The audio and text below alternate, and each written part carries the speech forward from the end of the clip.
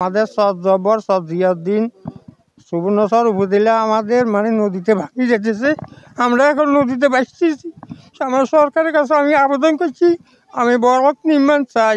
আমাদের এখন বেড়ে তুলের উপর আমি গর্দে কোনো রকম রয়েছি, আমার কোনো থাকাবার সম্ভব জায়গা নাই। আমি এখন নদীর কূলে ভাসতেছি, নদীর উপরে। এই যে নদীর ভিতরে দুইবার ভাঙছে ঘর, দুইবার ভাঙি এখন আমি নদীর ভিতরে বুঝ দিলে কত কষ্ট আছি। স্যার আপনি আমার দ্রুতভাবে এখানে পাত্রের ব্লকের ব্যবস্থা করেন। চর জিয়াউদ্দিন, চরবাগ্গার সাধারণ মানুষ আমাদের ডিসি মহোদয়ের কাছে আমাদের আকুল আবেদন, অতি দ্রুত ব্লক নির্মাণের মাধ্যমে এই নদী ভাঙ্গা রোধ চাই। আমরা এই নদী ভাঙ্গার সমাধান চাই।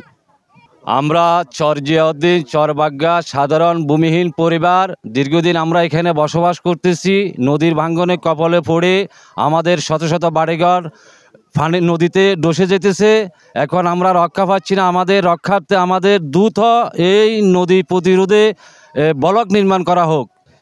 বিগত দিনে এই মেঘনার নদী ভাঙ্গনে এইখানে চর জিয়াউদ্দিন চরবাগ্গা, যে চরবাগ্গা পোল্ডারের যে রাস্তাটি আছে, এই রাস্তাটি ভাঙ্গার প্রায় কাছাকাছি নদীর গর্ভে চলে যাচ্ছে। এখানে হাজার হাজার একর ফসলি জমি এবং ভূমিহীন আছে, অসংখ্য শত শত ফ্যামিলি আছে।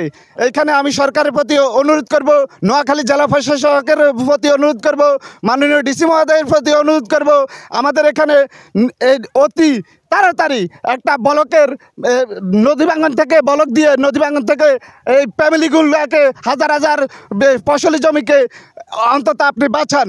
আর এখানে বিশেষ করে এই খালের ভিতরে, এই বুলুয়া খালের ভিতরে এখানে একটা সুইচের ব্যবস্থা যদি দীর্ঘস্থায়ী করে দেন, অন্তত আমাদের এই হাজার হাজার একর জমি এবং ফ্যামিলিগুলা অন্তত বাঁচবে নদী ভাঙ্গনের হাত থেকে। সরকারের কাছে আমাদের দাবি রয়েছে, এই দরিয়াত ব্লক দিয়ে আমাকে বাঁচান। ভাই, আমরা ভূমিহীনরা অনেক কষ্টে এই নদী ভাঙ্গনের কবলে আমরা 2-3 বার করে পড়ছি।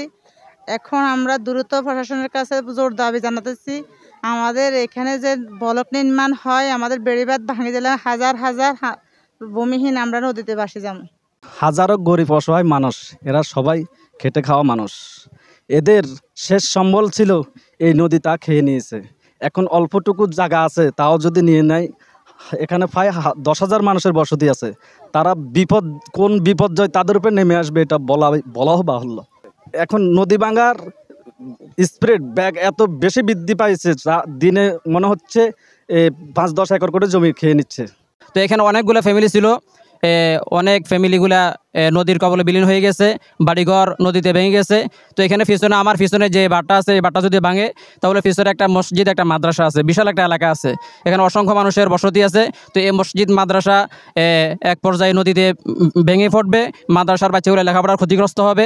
এই জন্য সরকারের কাছে আকুল আবেদন হচ্ছে, এখানে যদি একটা ব্লক নির্মাণ হয় তাহলে ইনশাল্লাহ এই ফ্যামিলিগুলা সহজে বাঁচতে পারবে, ইসলামী প্রেমিক মানুষগুলা মসজিদ মাদ্রাসা নিয়ে এরা বাঁচতে পারবে ইনশাল্লাহ। অনেক বাড়িঘর নিয়ে গেছে, আমরা জায়গা জমিন হয়তো কেউ জোড়াইতেছি, কেউ জোড়াইতে পারি না, অনেক লয়ে যাইতেছে। আমরা নদীর কূলের মানুষ, আমরা নদীর কূলে থাকি, কিন্তু আমাদের মতন সাধ্য নাই যেন আমি 2 ঘন্টা জমিন কিনি আমি বর বাড়ি বসবাস করি, ছেলে মেয়ে এলো থাকুম। আমি বর্ষা এলে চুলাত ভাত রান্ধি খেতে পারি না, আমার বাড়িঘর সব কিছু ভাঙিলে আমি 8 মাস হলে ঠিক করি, বর্ষা এলে যাই গিয়া। এটাই আমার সরকারের কাছে অনুরোধ রইল, সরকার যেন আমাদের বলবটার বিশেষভাবে চালু করি, যেন বলবটা দেওয়ার অনুরোধ করে। আমরা বর্ষা এলে অনেক কষ্ট থাকি, অনেক কষ্টভাবে আমরা পরিস্থিতি করি। আমাদের ঘরের মধ্যে ছয় খাট সব কিছু বাসে, খেতা বালি সব কিছু বাসে। আমরা সাইডে একটা আমাদের রোড আছে, আমরা রোডের পুড়ি অনেক সময় বসিন্ত রায়তো কাটাই। এটাই আমাদের সরকারের কাছে দাবি।